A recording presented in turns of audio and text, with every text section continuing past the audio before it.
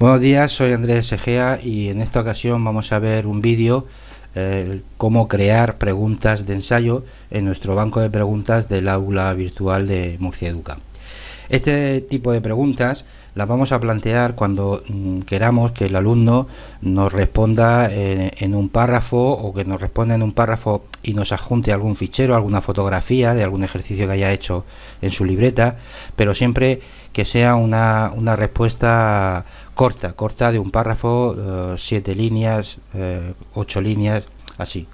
Bien, estamos ante una pregunta de las únicas, la única pregunta en el banco de preguntas que no es autocorregible. Significa que cuando el alumno termine de su respuesta, cuando responda a este tipo de preguntas, el profesor tendrá que acceder a esa pregunta y corregirla. No podemos darle un baremo ni podemos darle una puntuación a las respuestas como en otro tipo de preguntas que tenemos en el libro de respuestas. Vamos a pasar a verlo. Entramos como siempre en el aula que queremos crear ese tipo de pregunta, accedemos al banco de preguntas. Lo primero, seleccionamos la categoría donde vamos a alojarla y decimos que vamos a crear una nueva pregunta. Pulsamos sobre ello y nos salen las distintas opciones. En este caso vamos a crear una pregunta de ensayo. Agregamos, nos sale esta ventana de diálogo y lo primero que nos pregunta, como siempre, es el nombre de la pregunta y tenemos que ponerle un nombre obligatorio que nos identifique a la pregunta.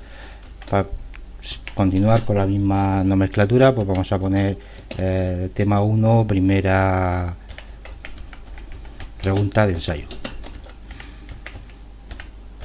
por ejemplo. Luego nos pide que le pongamos la pregunta en sí, ¿vale? Aquí pondríamos el enunciado de la pregunta. Ya sabéis por un vídeo anterior que podemos abrir este editor de texto y insertarle un vídeo, insertarle un sonido, un audio, insertarle, en fin, hacer cualquier cosa para desarrollar nuestra pregunta. Aquí le pondríamos la pregunta. Puntuación por defecto también es obligatorio. Yo suelo dejar 1 y esto se va a poner equitativamente según el número de preguntas, como ya expliqué en otro vídeo. Retroalimentación general, aquí pondríamos el texto que queremos que al alumno, una vez finalizado el examen, se le vea en respuesta a su respuesta, nunca mejor dicho. Bien, y aquí entramos en las opciones de la respuesta. Formato de la respuesta. Aquí le tenemos que indicar a la plataforma cómo queremos que el alumno nos responda. El alumno nos va a poder responder o bien con un editor HTML, que sería como nosotros tenemos aquí, o sea, le va a salir esta ventanita y él tiene que escribir una respuesta, o bien un editor sin texto, sin formato, significa que no puede poner negritas, no puede poner nada, o simplemente sin texto. Al decir sin texto, su respuesta no va a contener ningún texto, no nos contesta, nos tendría que mandar un fichero adjunto, pues sería una fotografía de su libreta o sería lo que sea. Nosotros vamos a trabajar con el editor para tener la posibilidad de que el alumno nos responda, ¿vale? Independientemente que también podrá incluirnos un fichero. Dice, requiere texto. Si ponemos el texto es opcional, el alumno podría mandarnos un fichero de adjunto y no escribirnos nada. Si le ponemos que requiere que el estudiante introduzca un texto, el alumno tendría que responder en su cuadro de texto la respuesta, independientemente que nos mande un fichero o no.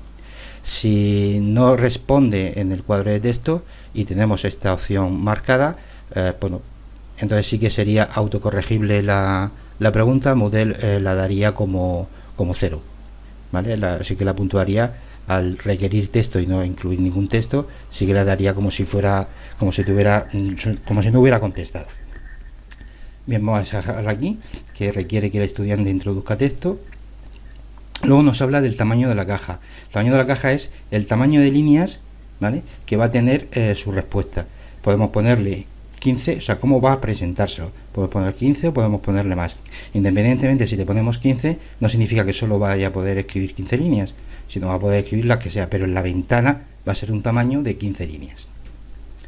Permitir archivos adjuntos. Si a esta pregunta la respuesta en la caja de texto, aparte de ella, quiero que me anexe, o sea, que me mande también un fichero, tendría que ponerle pues cuántos ficheros quiero.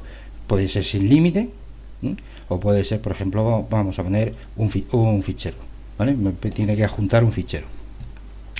Luego dice adjuntos, archivos adjuntos requeridos. ¿Qué significa? Es igual que el texto. Si yo aquí le digo que tengo como requeridos un fichero, Moodle lo va a obligar a mandar un fichero. Si no manda un fichero es como si no hubiera respondido. Ahora mismo en esta configuración tiene que escribir un texto y tiene que mandar un fichero, ¿vale? Vamos a dejarla que no es requerido el fichero. Él puede escribir solo y mandar la pregunta, o escribir y mandar también un fichero, una foto o un documento en PDF o lo que sea. Tipo de archivos que aceptamos. Aquí existen muchos tipos de archivos. Yo puedo especificarle el tipo de archivo que quiero que me suba en respuesta. Aquí me sale una serie de tipos de archivos. Puede ser hoja de cálculo, puede ser un fichero de audio, puede ser un fichero de vídeo, puede ser un fichero de una imagen, una fotografía. Aquí le puedo especificar los ficheros. Si ponemos alguno y por ejemplo si es un fichero de documento y me manda un JPG, me manda un fichero de imagen, le va a dar error en la subida, en la respuesta le va a dar error. Entonces yo aconsejo que lo dejéis en blanco y así el alumno puede mandar todo lo que cualquier fichero en el cuerpo, decirle quiero que me mandes un JPG o quiero que me mandes una imagen de tu libreta, una foto o lo que sea. Plantilla de respuesta. Este cuadro hace referencia a como una pista que yo le voy a dar al alumno para su resolución de la pregunta, ¿vale? Es un texto que se va a mostrar en la pregunta, ¿vale? Este texto puede ser pues quizá una serie de pistas para la resolución de la pregunta, o puede ser un texto al cual le he quitado una serie de frases y él tiene que completarlas. Es una pista, por así decirlo, a la respuesta. Y luego información del evaluador. Aquí yo lo que puedo poner es la respuesta correcta.